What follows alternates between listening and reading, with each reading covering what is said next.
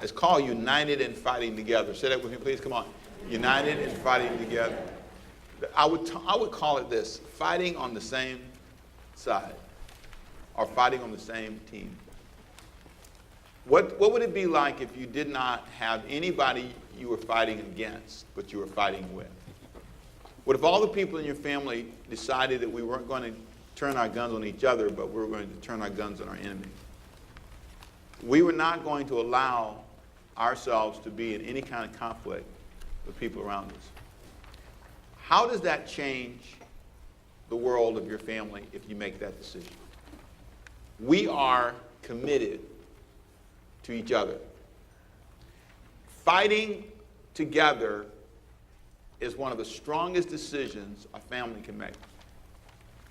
We're not going to do that. The world can learn a lot from that example. The world around us, we're focused on fighting together and not fighting against each other.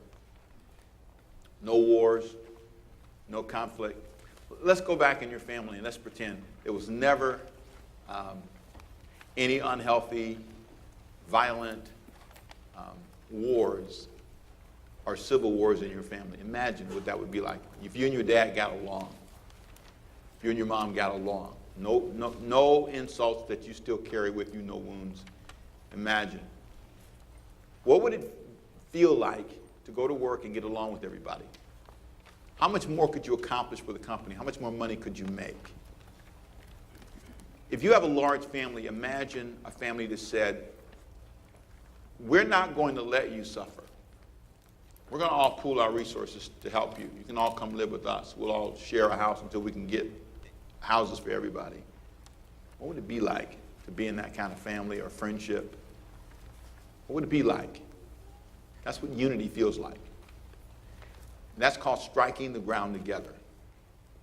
Where you decide we're going to build together, get to know each other, and not just pretend we like each other.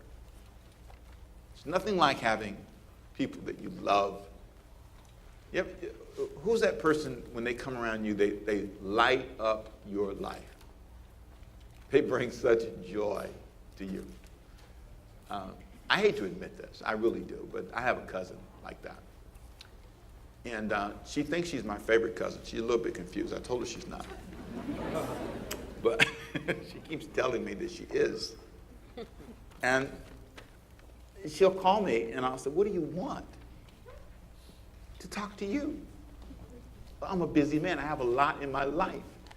Not too much for me, and she's persistent. And for some reason, that persistence, there's a family connection that you just can't erase. There's something about that that's just really powerful. Can I go a little further and tell another story? Yeah, she likes to go out with just the two of us. And I told her, we can't do that. You know why, right? You see me with some woman, what are you going to say? Who's that? That ain't Diane. Yeah, with this woman. I saw him. Isn't that Pastor Rick? Get your camera out. Video.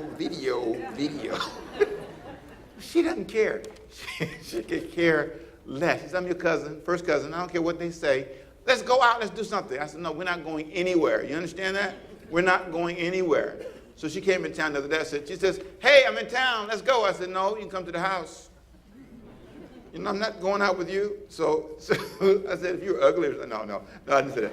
But she's really cute. She is. She's cute, and she's funky and fiery and all kind of stuff. And so one time she talked me into it. So we went out of town. She lives, not far from here, but she's out of town. So I said, okay, I'll come. And I have family in the area. So I said, okay, I'll go. I kid you not. Time I get in town, and she's in the car. I'm just driving the girl I think we're going to see a family member. And who pulls up? Somebody who knows me from TV. Hey, Pastor Rick. I said, this is my cousin I tried. This is my cousin. He said, cousin. His cousins with him. It is my cousin. She's cracking up. She thinks it's hilarious. So then she says this. She said, listen. I have to stop by my office. So I said, okay, I'm not coming in to your office, because everybody in the office will probably recognize me. No, man, I'm sorry, it's my life. So I said, listen, here's what we'll do. Because we're on the way to a family member's house. Where are we going? That's what we're doing. We're supposed to be going to a family member's house. We're not supposed to be stopping and doing all this side road stuff, because people might misunderstand what's happening. So she says, I need to stop by my office. So I stopped by her office. And she goes in there and bumps her head. Yes, she does. And gets a gash in her face. Oh, this is not funny, because now she needs to go to the emergency room with me. So we go to the emergency room, and she's bleeding, and she's having a ball. This is a person who's bleeding. I think you should be quiet when you're bleeding. But she's talking to me when she's bleeding, and she says, I'm going to tell everybody you did it.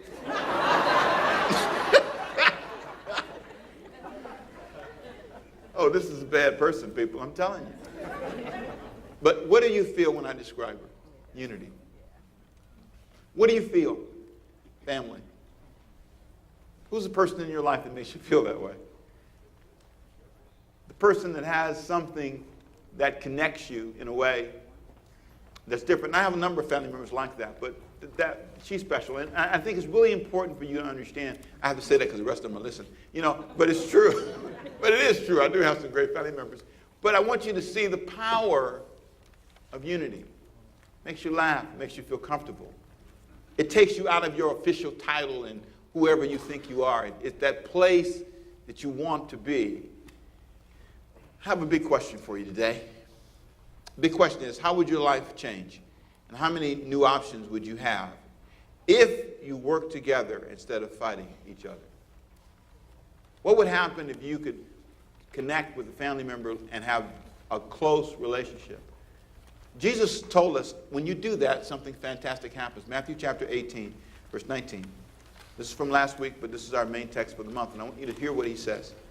Again, I say to you that if two of you agree, not one, very important, two of you agree, on earth concerning anything that they ask, notice, they ask. It's not just you asking for your preference. You've come to an agreement, you had a meeting, and you came to an agreement and said, we hereby ask for this. When they ask, it will be done for them. When they ask for vacation time, when they ask to be off, when they ask for finances, when they ask for peace in the house, when they ask, not just you, when they ask, it shall be done by my Father in heaven. I love this. For where two or three are gathered together, big word, together, he said, in my name, I am where? There, get your finger ready. Hold your finger up, please. Work with the preacher. Ready? Hands in the air. Please, this is hand signal time. Say there. There. Whenever two gather together, I am there. If there is your finances, if there is a family issue, the children, wherever you get together, he's there. Career move, business opportunities, there. He's there because you're together. The issue is division. The issue is you're not working together, and so it doesn't work well. He says, I don't participate in division. God is not the author of confusion. He never participates. 1 Corinthians 14 talks about that. He doesn't participate in division. He doesn't participate.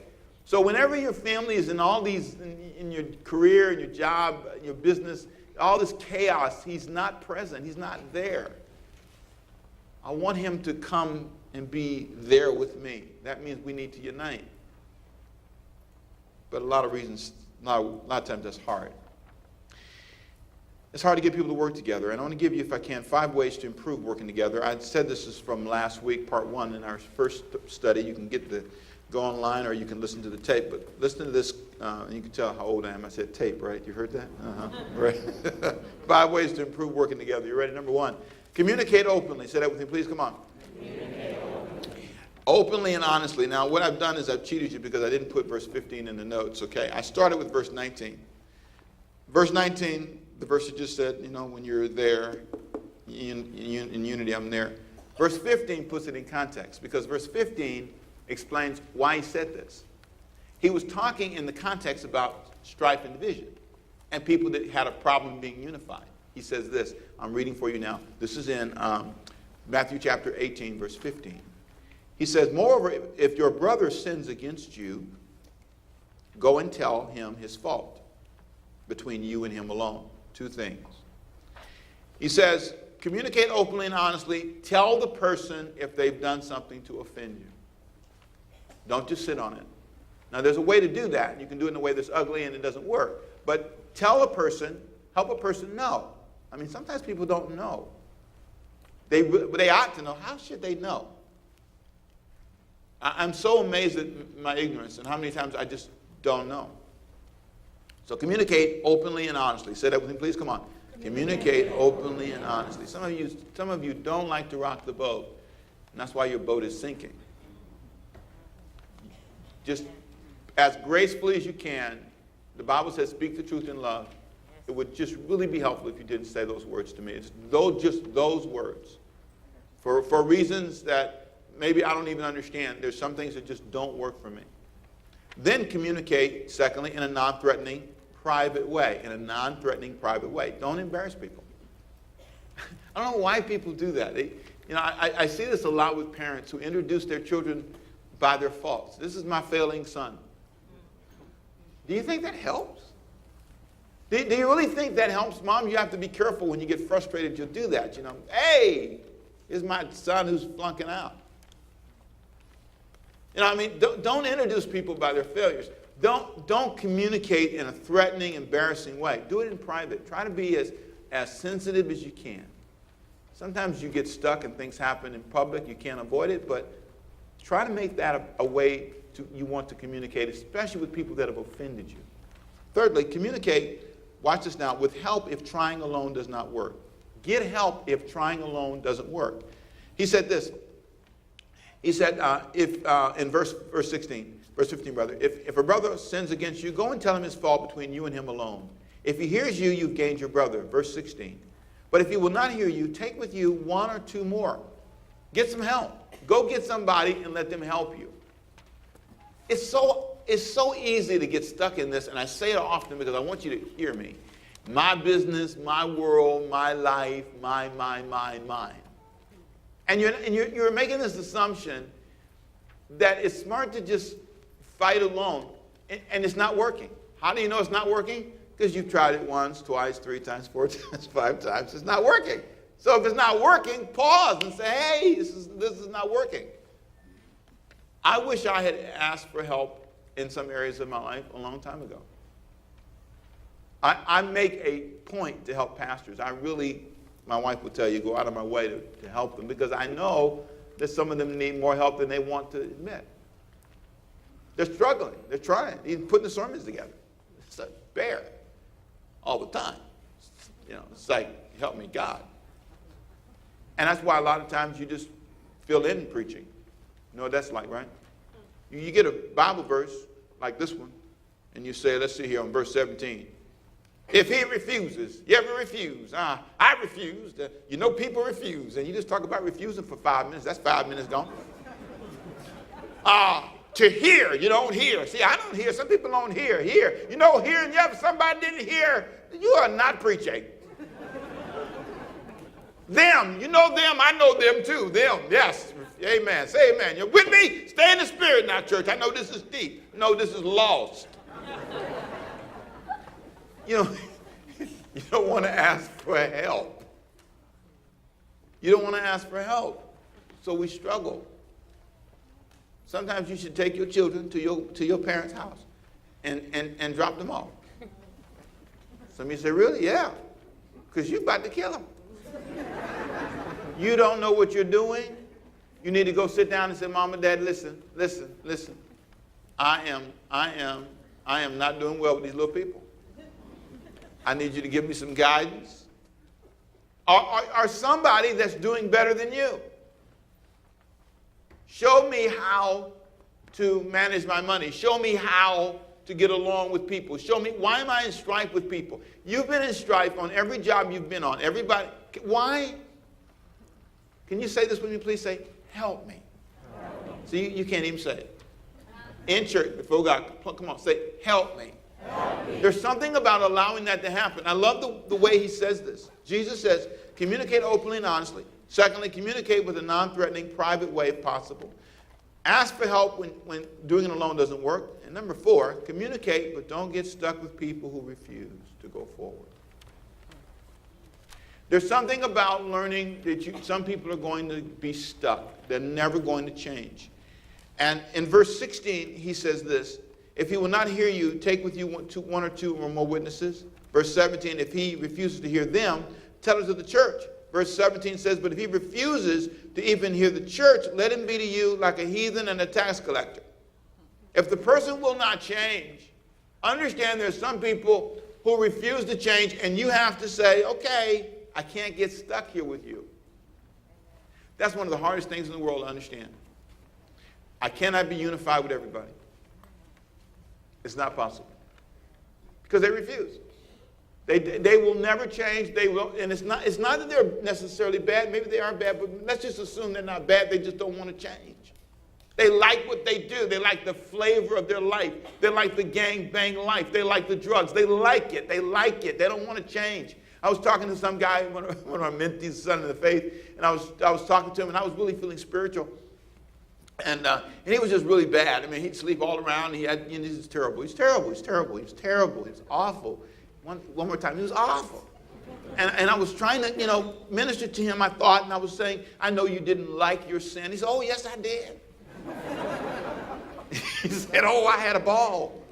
I said, you had, and I didn't want him to say that. I wanted him to say, oh, yes, it was horrible. He said, no, I loved all of that.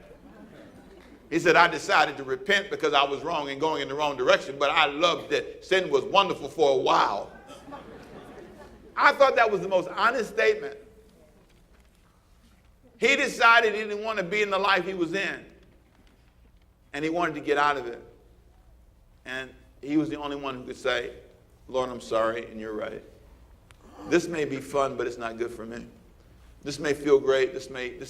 He saw something, and he paid a high price for it, but I loved his honesty. But listen to me. I don't care how hard this is to face. There are some people who will never make that change. They are stuck, and they will have you stuck. I love this. Communicate, but don't get stuck with people who refuse. Big word, refuse. The last one, communicate with the goal of resolving the issue. Whenever you communicate, it's to bind the issue. I love the way verse 18 says it. Whatever you bind on earth will be bound in heaven. Whatever you loose on earth will be loosed in heaven. What that really means is, if there is strife and division, mentioned in verse 15, and you try to resolve it, your goal should be, let's communicate with the goal to resolve this forever. Bind it. We want to bind this issue. I know people use this verse for spiritual warfare, but I want you to understand that the real contextual meaning has to do with resolving conflict. It has to do with working with people. And there are people that they come back and forth to issues over and over again. This is about coming together and solving it forever. Now, if you don't do this, Jesus made a profound prophecy about your life. He said, what's going to happen is you're going to end up fighting each other forever, and you will have two results. Number one, you'll be desolate. And number two, you will not stand. The word desolate means wasted and ruined. Jesus said himself, if you do not change, if you continue to stay in a divided state, if you never strike the ground together, if you never come together with others, what will happen is you will eventually be ruined and wasted. Here's what he said in Matthew chapter 12, verse 22. Listen to this. Go down to verse 25. Every kingdom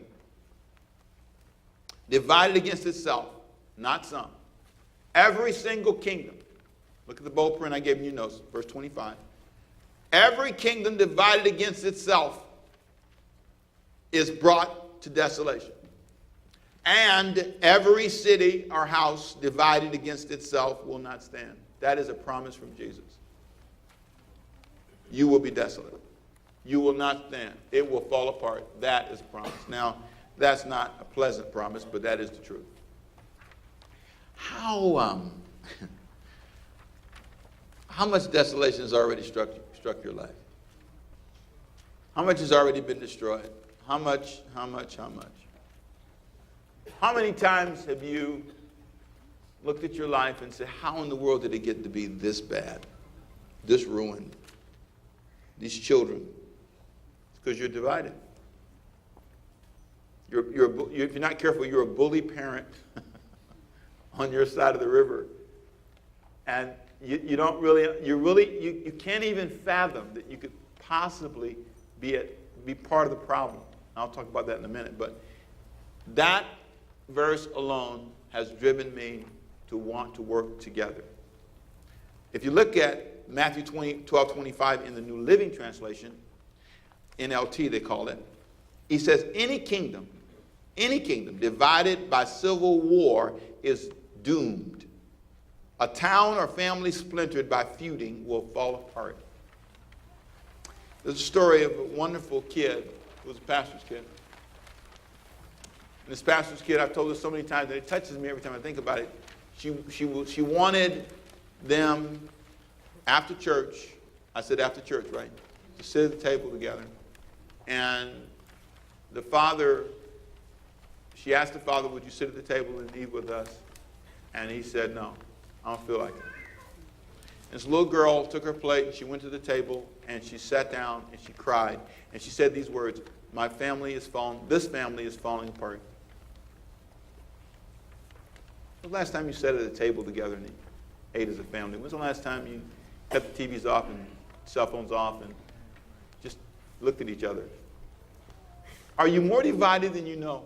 You know when I see this the most? Funerals. My job, I married them and I buried them, and I'm telling you, I see the spectrum. I see grief, I see loss. And I noticed that some of the most wonderful looking families, when you really zoom in close, they're not close.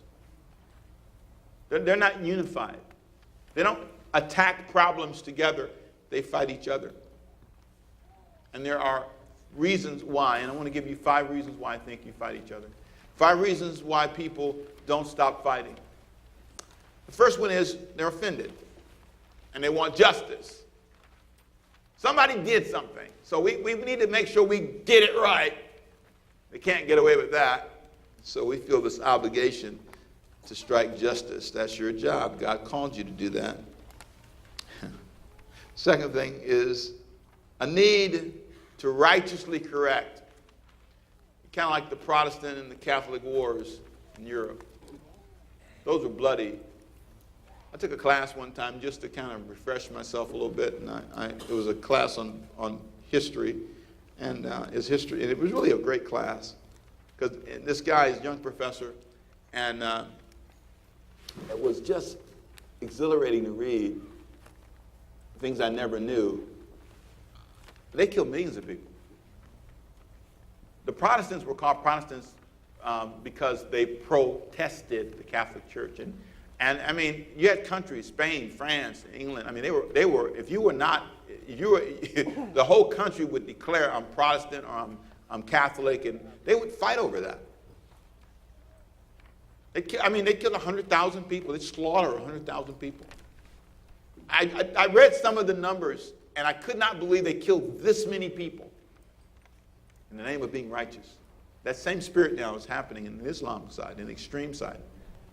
There's a wide-ranging God movement to flush out the Christians and the other folks in the world. We haven't seen this since, one commentator says, since biblical times.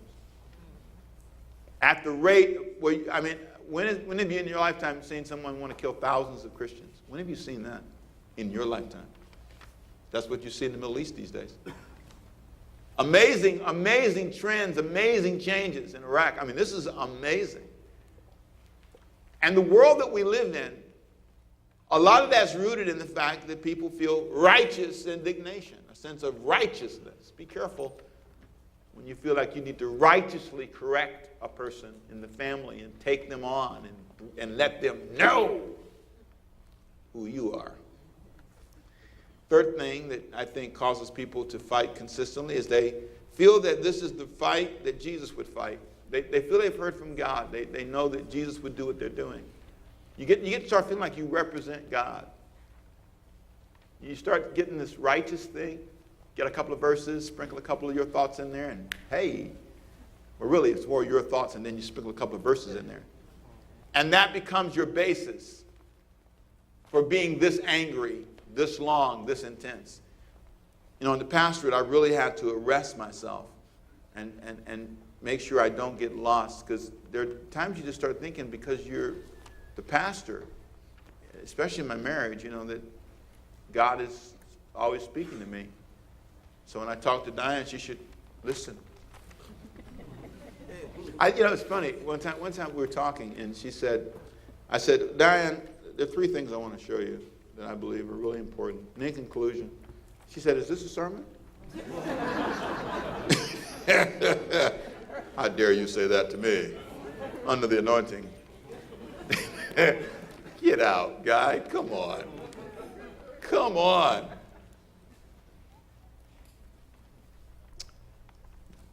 I'm not saying there aren't righteous causes.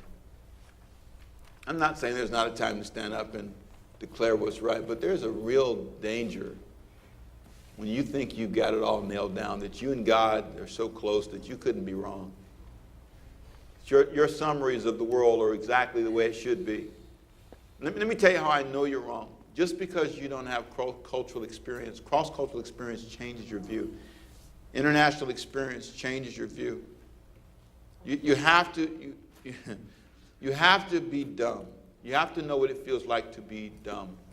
To be in a place they don't speak your language and you're trying to communicate.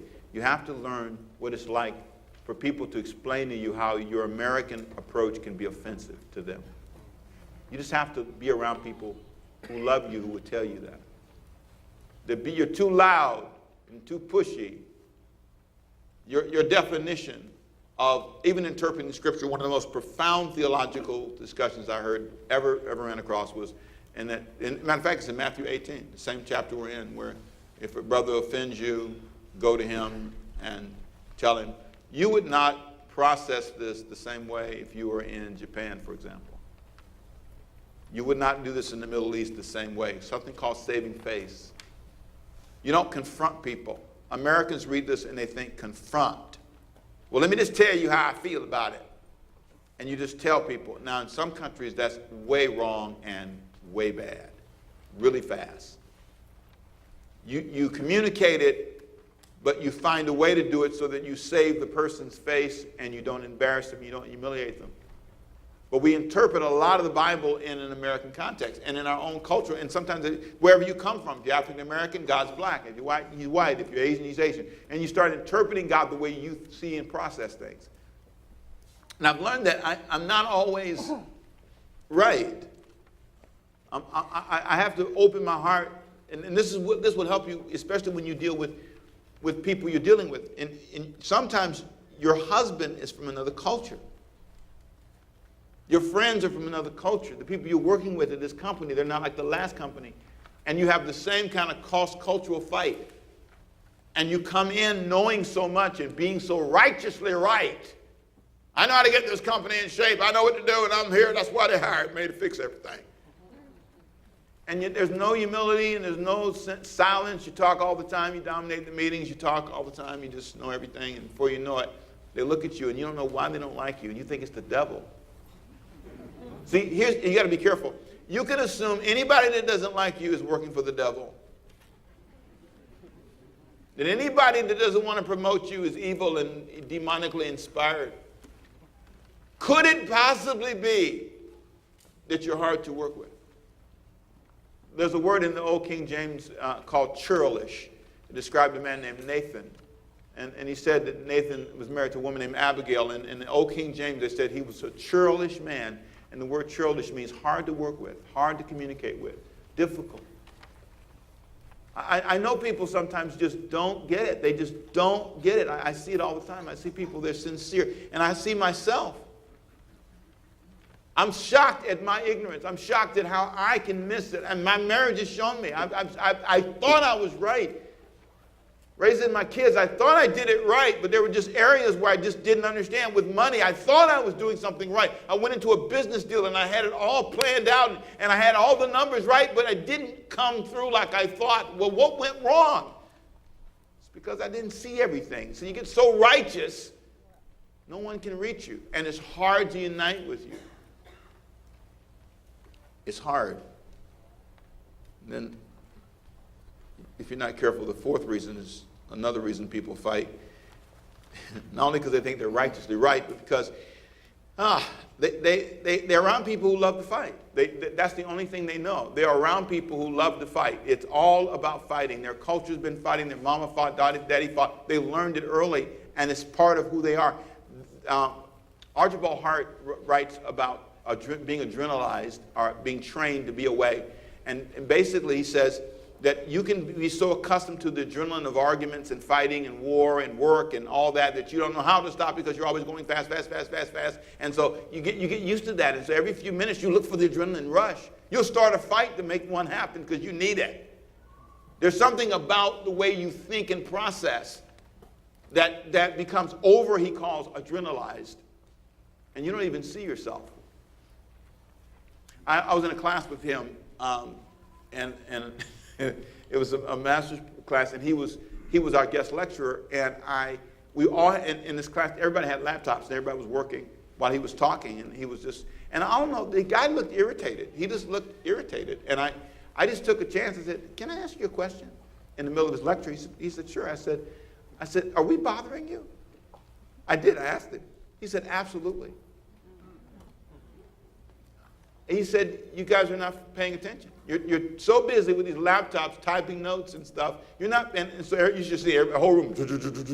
Everybody close their laptop. And for a moment, he said, you don't do well when you multitask. It's been a study. He said that you're 30% less effective when you're doing 4 and 5 things. You need to focus on one thing, then go to the next thing, and then go to the next thing. And his point was, we are so adrenalized, and we're always like this. We don't see ourselves, and we don't understand that becomes what we get addicted to. And I think that translates over into this culture of fighting, and so that's all you know, and that's what you create wherever you go. You will always have an enemy. And it just made me think, back up. My wife asked me one day, she said, do you like this? It's a great moment for me. I thought, no. But I'm always moving, and I'm always going, and I'm always, and preachers, it can be horrible on Sunday night because he's up really high, and then he drops down, and it's called post-adrenaline depression. Say that with me, please. Come on. Post-adrenaline depression. You're really busy, you work hard all day, and you can be really mean after work.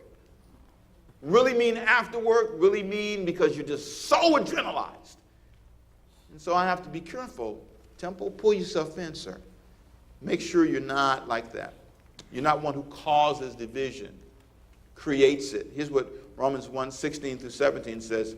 I urge you, brothers and sisters, watch out for those who cause divisions. Watch out for those who put obstacles in your way that are contrary to the teaching you've learned. Keep away from them. I don't want to be that kind of person that you have to stay away from, because every time you're around me, I create some kind of division or issue over anything. Then this last one is probably the biggest one. The fifth reason why I think people end up fighting so often is because they don't see their part or contribution to the division. It's always somebody else's fault. It's always somebody else's fault. I have a little trick I use when I counsel people. You might want to try this. I love it. When I talk to people and they come in, and I'll say, tell me, if they're talking about their job and the boss, I say, what would they say about you? Just for a minute, pretend you're them. Oh, them? What they would say? Oh, well. Well, they would say I come late all the time, but I told them the devil gets in my car sometime and it won't start. They have this incredible list of reasons. You need to learn to weigh out what people say about you and not critique it. Just analyze it. If you really want to be an awesome person, people who love you, ask them, say, what's hard about working with me? Is there anything about working with me that's hard? What would you, and just listen. And don't defend every point. I don't do that. That's not true. See, they'll stop talking. I learned so much by letting people tell me. There's something about knowing your part. Nothing I'll do is I'll ask them, tell me what you did wrong. What part did you play in this? Do you really think it's always somebody else? No. It's not reasonable. You've been in 5 relationships and they all say the same thing. Tell me, everybody's wrong? Nobody understands you? They all say you cheat. Is it true or not? Wondering eyes? You don't pay people back, you borrow money? Come on, is that unfair? They don't want to loan you money, now you're offended? I thought you were my friend. No, my last $75 is still waiting. You can't be mad with me, you can't be offended, you can't. You make it hard to be a friend. And I've made it hard to be my friend. I've had to change ways. I don't want it to be this hard to be married to me, or hard to follow me as a pastor. I don't want it to be like that. But it can be. What would happen? What would happen if we changed? How would your life change? And how many new options would you have if you worked together instead of fighting each other? I'll tell you one thing that can happen. You'll be more effective. One last thing and I'm done. Jesus made a promise. I'm sorry, Jesus didn't. It's in Leviticus. God made a promise to Israel. He said this, 5 of you, in verse 8, this is Leviticus 26:8, 5 of you will chase 100. 100 of you will chase 10,000. And your enemies will fall by the sword before you. If you really want to see something happen, 5 of you get together, you guys would really, really change warfare. But if 100 of you get together in this family, oh boy, amazing. Not one kid will not go to college. If 100 of you got together in this family, I mean, if just 5 of you got together, it could be great. Boy, if 20 of you got together, imagine what that would be like. So here is a question. What do you do with this today? For a moment, you can just pull on the side of the road and stop and say, am I fighting the right person? If you're fighting each other, you're not. You'll lose. You will lose, even though you may feel like you want a moment of glory, an argument, a sword fight with the person. You said, I said, take this, take that. But in the end, you lose. So let's pray. Father, today we're thinking hard, weighing it out. Is this the fight I need to fight? Is this the way I need to live? Is this your will for me? Spend my life in strife? Or maybe I just need to lay down these issues for a moment and unite with my wife, my children. Maybe tomorrow I'll go to work and I'll just kind of give the boss a break. Try to find a way to become part of the team, not a part of the complaint department. Maybe I'll just say thank you for a job, thank you for an opportunity. It's not a perfect place, but maybe I'll think of strategies that can make it better for everybody. Maybe I won't do all the talking in the meeting. Maybe I'll listen more. Maybe I'll call that kid I haven't talked to in a long time. Try to find a way to unite, reunite. Maybe I'll call a parent that I've disrespected for many years and say, I can't go back and change everything, but I can tell you I'm sorry and I appreciate your patience with me. And I may have burned all the bridges home, but at least you know I love you and I appreciate what you tried to do for me. Maybe that's the first step in the right direction. Maybe you'll really get a job and hold on to it this time. Maybe you really will walk away from drugs, and maybe you really will say, this isn't helping me. This is the time to unite with people that can help us. So, Father, I pray as we leave today, lives are touched, and minds are stirred, and we'd say, Jesus, I think it's time for me to fight on the same team. Lord, let this be a moment of healing and forgiveness. With every head bowed, I'm going to pray a prayer, and I want you to see if this prayer applies to you. It's a prayer for people who'd say, Jesus, I need to give you my life. I need to make a new start in my life. I need a new in my life. I need a new in my life. I need a new in my life.